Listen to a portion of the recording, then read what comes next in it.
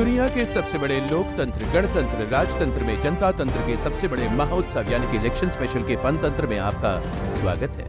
इस साल भारत देश में हुए 2024 के जनरल इलेक्शंस में तकरीबन 96 करोड़ लोग वोटिंग के लिए रजिस्टर्ड थे, लेकिन वोट डाला कितनों ने? केवल 60-65% लोगों ने। मैं तो कहता हूं सरकार हर वोट के साथ में एक समोसा और एक थम्स अप भी देती थी ना, तो टोटल वोटिंग टर्नआउट ना 100 नहीं 110% हो जाता।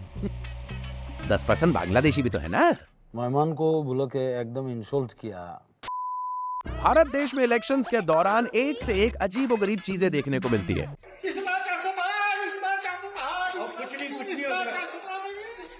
इन भाई साहब को 400 पार का ऐसा दौरा पड़ा कि अस्पताल के डॉक्टर सोचने लगे कि अरे बुखार, मलेरिया, कैंसर, इन सब की दवाइयां तो फिर भी दे सकते हैं, नारा ना लगवाने की दवाई कहां से लेकर आए। फिर एक डॉक्टर ने उस आदमी के सर के पीछे से टपली मारी। क्यों? क्योंकि हिंदुस्तान में जब भी कोई सीढ़ी अटक जाती है ना, तो ऐसे ही टपली मार के ठीक करना होगा।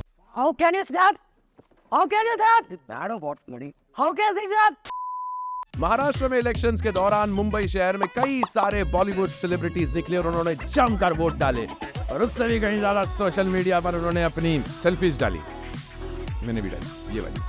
लेकिन कुछ भी कहो यार, हिंदुस्तान में इलेक्शंस के दौरान ना ड्रामा बहुत मजेदार देखने को मिलता है। अब यूपी के सहारनपुर में एक पोलिंग एजेंट है, नाम है इनका ईशा अरोड़ा। वो एक बार फिर इलेक्शंस के दौरान वायरल हो गई अपनी खूबसूरती के कारण। वो जिस भी पोलिंग बूथ पे बैठती, वो वहाँ का वोटिंग टर्नआउट पूरा 100% होता है। अरे भाई साहब, 96 साल के 3 ताऊ जी जो 10 साल से अपने खाट से नहीं उठे, वो भी उठ के आए वोट डालने के लिए और जिम्मेदार नागरिक होने का फर्ज निभाया। और पोलिंग एजेंट्स की बात हुई है तो हम आपकी मुलाकात करवाने वाले हैं एक ऐसे ही पोलिंग एजेंट से जो 2024 में फर्स्ट टाइम पोलिंग एजेंट बने, हमारे चहीते मिस्टर कामचलाऊ। एडिटर भाई साहब, इस एपिसोड में मैं नहीं हूँ इस एपिसोड के अंदर, काट दीजिए। आप जाइए मंत्रा जी, आप अपनी ईशा जी के पास ही जाइए, ईशा अरोड़ा। नहीं आप वहीं जाइए, मैं नहीं हूँ इस एपिसोड में।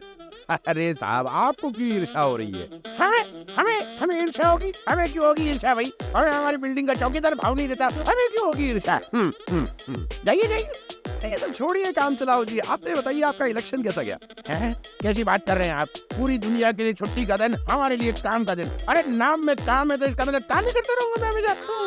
अरे कामचलाऊ जी, जरा सोचिए कितने लोगों से आपकी मुलाकात हो रही होगी रोज, कितना एक्सपोजर बढ़ रहा है आपका।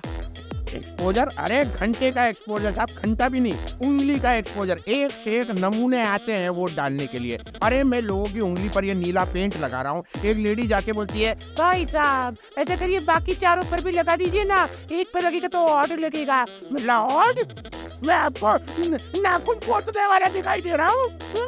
नेल बार समझ रखा है आपने लोखंड वाला का?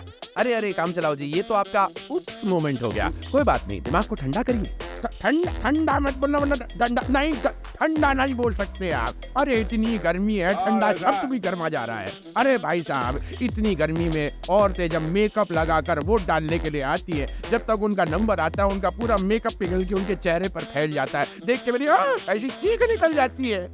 ऊपर से उनका चेहरा उनके आईडी से मैच नहीं कर रहा। मैंने बोला या तो मुंह धोकर आओ या वापस मेकअप लगा कर आओ। हाँ, ये बात बिल्कुल सही कही आपने कामचलाऊ जी, लाइनें बहुत लंबी है। अरे इतनी लंबी लाइन तो हमने आज से पहले सिर्फ नोटबंदी के दौरान देखी थी। लेकिन इस इलेक्शन में फर्जी वोटिंग भी बहुत हुई है साहब। हाँ, फर्जी वोटर्स के बारे में बताइए, फर्जी वोटर पकड़ में आया कोई आपके? हाँ भाई साहब, अरे लोग अपने मरे माँ बाप, दादा दादी के वोटर आईडी पर भी वोट डालने के लिए आ गए। एक भाई साहब अपने 8 साल के बेटे को लेकर आए और उसको एक्सपेंस से उसकी मूंछ बना दी और बोले कि ये 18 का है। मैंने अच्छा, मूछ लगा के आप कुछ भी बच जाओगे? अरे अगर ऐसी बात है तो मैं मूछ लगा हुआ मंत्रा हूँ, ऐसे थोड़ी होता है। देखिए भाई, बहुत हो गया, आपसे बात करने का टाइम नहीं हमारे पास, हम जा रहे हैं। हम ईशा जी से मिलने जा रहे हैं, ईशा अरोड़ा जी के पास।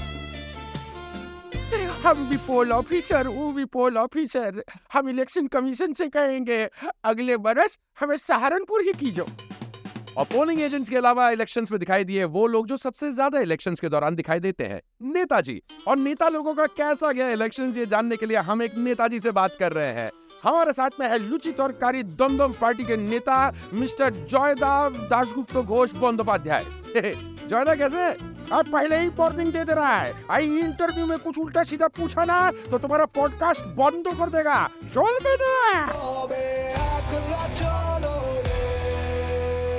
वाह वाह वाह वाह, एकदम पक्के नेता हैं आप, हैं? अरे धन्यवाद बोलने का कोई जरूरत नहीं, अभी तो इलेक्शन चल रहा है, इसलिए हम नेता लोग हर जगह पहुंच जाता है। अरे गायब तो हम इलेक्शंस के बाद होता है, बुझले? वैसे एक बात बताइए जोधा, ये इलेक्शंस के दौरान ये जो फ्री में शराब बिरयानी बांटी जाती है, इसके बारे में आपका क्या कहना है? अरे मंत्रोदा, तुम्हें तो जानो, ये Indian elections is the celebration of democracy, लोकतंत्र का त्योहार है। और हम हिंदुस्तानी लोग त्योहार कैसे मनाते हैं? खाते पीते। तो बस इलेक्शन के त्योहार भी खाते पीते मना लिया। अरे पर नेताजी, आपके ऊपर ये इलेक्शन जीतने का कुछ प्रेशर तो होगा? ना ना, कोई प्रेशर नहीं है दादा, सब अंडर कंट्रोल है। कैसे? हे, अच्छा तुम अंदर का आदमी है, इसलिए हम तुमको बता देता है। देखो, इलेक्शन के अंदर एक वोटर डालता है एक पार्टी को वोट। अब उस पार्टी का किसी और पार्टी के साथ गठबंधन हुआ है, और जिस पार्टी के साथ गठबंधन हुआ है, अगर आपको उसको वोट नहीं डालना है तो भी आपको उसको वोट डालने के लिए उस पार्टी को वोट डालना होगा जिसके साथ उसका गठबंधन हुआ है। समझ में आया? बुझले? अरे तभी तो हम कहता है दादा, भारत में होने वाला इलेक्शन एक भ्रम है, इल्यूजन। बुझले? भाई इलेक्शंस तो पूरे हो गए, लेकिन अगले 5 सालों तक आपने जिन पार्टियों को वोट दिया है वो अपना काम करेंगे या नहीं, इसकी उम्मीद जरा कम है। और जैसा नेताजी कह गए, डेमोक्रेसी तो सिर्फ एक भ्रम है।